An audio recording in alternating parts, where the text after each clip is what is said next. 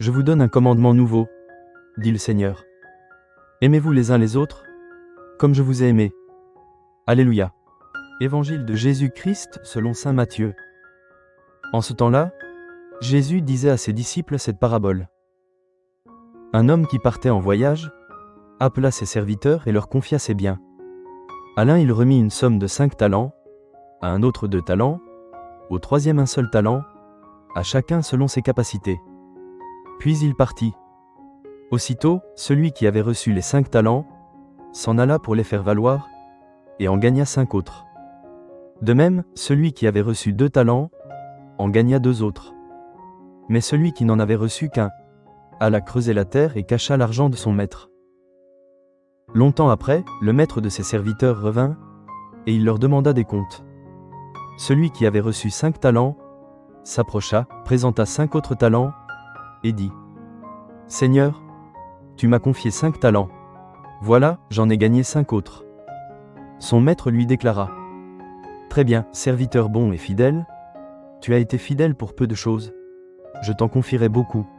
Entre dans la joie de ton Seigneur. » Celui qui avait reçu 2 talents s'approcha aussi, et dit : « Seigneur, tu m'as confié 2 talents.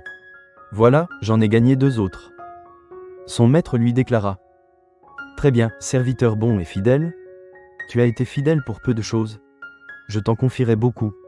Entre dans la joie de ton Seigneur. » Celui qui avait reçu un seul talent s'approcha aussi, et dit : « Seigneur, je savais que tu es un homme dur.